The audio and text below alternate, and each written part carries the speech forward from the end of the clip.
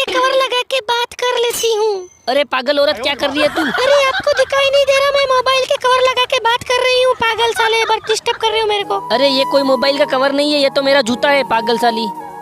अरे दोस्तों, पिछले कुछ दिनों से मेरी दादी का दिमाग ठीक नहीं है, इसीलिए वो पागलों जैसी हरकतें कर रही है। लेकिन क्या करूँ दोस्तों, दादी जी मोबाइल के कवर के लिए बहुत परेशान कर रही है। कुछ भी करके आज मुझे अपने हाथों से ही मोबाइल का कवर बनाना पड़ेगा। वैसे भी मेरी दादी के अलावा मेरा इस दुनिया में कोई नहीं है, जो मेरी दादी बोलेगी मुझे करना ही पड़ेगा। चलो मोबाइल कवर तो तैयार हो गया है, अब जल्दी से दादी को दे देता हूँ। ये लो दादी जी, आपके लिए मोबाइल कवर बना के लाया हूँ। अरे वाह बेटा, अब तो तुझे सब लाइक सब्सक्राइब करेंगे। चप्पल भी नहीं है, चप्पल बना के पहन लेती हूँ। कवर तो बाद में बना लूंगी, मोबाइल भी